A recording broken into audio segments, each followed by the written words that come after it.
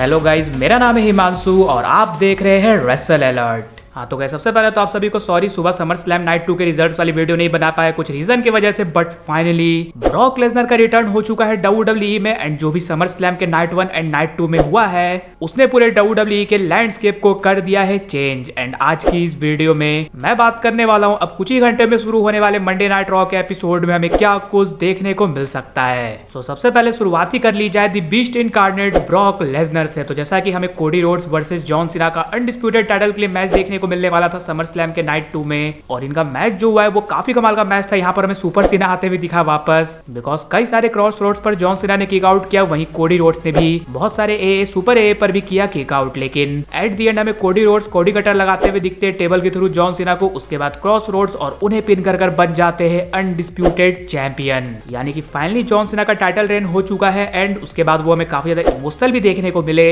लेकिन जब वो वहां से जा रहे थे तभी हमें हिट होते हुए दिखता है ब्रॉक लेसनर का थीम सॉन्ग। अब आप सभी को पता है ये ब्रॉक लेसनर WWE में आ सकती है, इसको लेकर कोई भी ऑफिशियल अपडेट नहीं थी, बट WWE ने अचानक से सभी को सॉकर दिया ब्रॉक लेसनर का रिटर्न करवा कर, और वो रिटर्न कर हमें जॉन सीना को लगाते हुए दिखते हैं ए। यानी कि भले ही जॉन सीना हार चुके हो टाइटल, लेकिन अब उनका पुराना राइवल ब्रॉक लेसनर आ चुका है वापस, और इन दोनों की फ्यूड हमें देखने को मिलने वाली है WWE में। तो ये फ्यूड हम सब देखना तो चाहते थे जॉन सीना के रिटायरमेंट टूर में, पहले देखने में लग रहा था ये नहीं होगा, बट फाइनली ये किसी तरह से होने जा रहा है। और इस वीक के रॉ में मे भी हो सकता है इससे रिलेटेड हमें कुछ देखने को मिल भी जाए, बिकॉज WWE का नेक्स्ट प्रीमियम लाइव इवेंट होने वाला है क्लैश इन पेरिस। सो वहां पर WWE इन दोनों का मैच हमें करवाते हुए दिख सकती है, जिसके लिए मे भी इस वीक के रॉ में ब्रॉक लेसनर या फिर जॉन सीना एक दूसरे को चैलेंज करते हुए दिख सकते हैं इशू। वहीं Brock Lesnar and John Cena के बारे में तो हम सबने बात कर लिया, अब बात कर ली जाए उस सुपरस्टार के बारे में जिसके पास वापस से आ चुकी है अनडिस्प्यूटेड चैंपियनशिप, यानी कि कोडी रोड्स के बारे में। सो फाइनली कोडी रोड्स के पास वापस से आ चुकी है उनकी अनडिस्प्यूटेड चैंपियनशिप, बट हाँ रॉ में कोडी रोड्स देखने को मिलेंगे इसके चांसेस थोड़े कम है, बिकॉज वो स्मैकडाउन के सुपरस्टार है। लेकिन स्टिल बात कर ली जाए उनका नेक्स्ट चैलेंजर कौन होने वाला है, तो अभी जो परफेक्ट नेम देखकर लग रहा है वो है Scottish psychopath Drew McIntyre, because WWE के काफी टाइम से प्लान थे ड्रू मैकिंटायर और कोडी रोड्स की फ्यूड करवाने के, लेकिन कोडी रोड्स टाइटल हार गए थे जिसकी वजह से ये फ्यूड नहीं हो पाया। तो शायद से कोडी रोड्स के चैंपियन बनने के बाद जो उनके पहले चैलेंजर होने वाले हैं वो है ड्रू मैकिंटायर, और अब शायद से वो फ्यूड देखने को मिलने वाली है जो कि कोडी रोड्स की पेंडिंग थी, जिसमें से एक रैंडी ऑर्टन वाली फ्यूड भी है। वहीं जैसा कि बेकी लिंच हमें समर स्लैम में अपनी इंटरकॉन्टिनेंटल चैंपियनशिप करते हुए दिखती है रिटेन लायरा वेलकेरा को हराकर, बट उस मैच की एंडिंग हमें बेली की इंटरफेरेंस की वजह से देखने को मिलती है, जो कि एक तरह से हेल्प करने आई थी लायरा वेलकेरिया के, लेकिन एट द एंड उन पर ही वो गलती से कर देती है अटैक। तो देखकर साफ लग रहा है कि अब बेली और लायरा वेलकेरिया की फ्यूड होने वाली है स्टार्ट, एंड बेकी लिंच के सामने आने वाला है कोई न्यू चैलेंजर, और वो न्यू चैलेंजर कौन होता है वो देखना इंटरेस्टिंग होगा। एंड न्यू चैलेंजर से बात चली रही है, देन नाओमी भी हमें अपनी वुमेन्स वर्ल्ड चैंपियनशिप रिटेन करते हुए दिखती है summer slam premium live event में इयो स्काई एंड रिया रिप्ली के अगेंस्ट। तो जाहिर सी बात है कि अब उनके सामने कोई न्यू चैलेंजर आने वाला है, एंड मे बी वो नाम बियांका बेलर हो सकती है। और अब फाइनली बात कर ली जाए Roman Reigns, Seth Rollins and CM पंक के बारे में। तो जैसा कि हम सबने देखा ही समर स्लैम में सेथ रॉलिंस ने सभी को चुना लगाया, वो कोई भी इंजर्ड वगैरह नहीं थे, वो आकर हमें अपना money in the bank contract cash in करते हुए दिखते हैं CM पंक के चैंपियन बनने के बाद, और बन जाते हैं न्यू वर्ल्ड हैवीवेट चैंपियन। तो अब तक तो सेथ रॉलिंस ने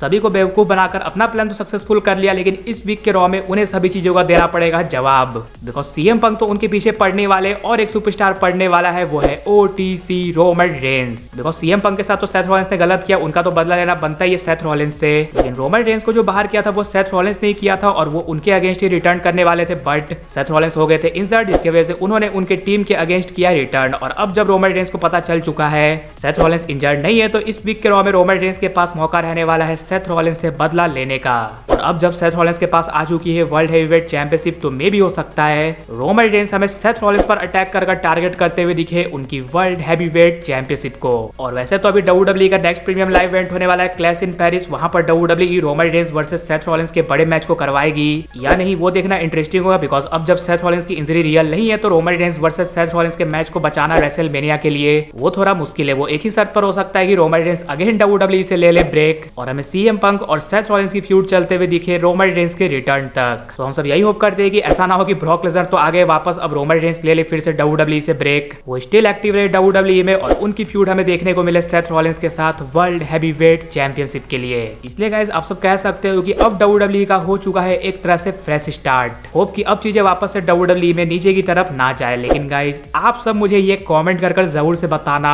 इस पूरे समर स्लैम के नाइट 1 एंड नाइट 2 में आप सभी को कौन सी थिंग सबसे ज्यादा शॉकिंग लगी। इसके अलावा अगर वीडियो पसंद आएगी तो वीडियो को भी लाइक कर दीजिए और चैनल को सब्सक्राइब करने के साथ साथ उसके बगल वाले बेल आइकन को भी जरूर प्रेस कर दीजिए। तो मिलते हैं गाइस अगली वीडियो में।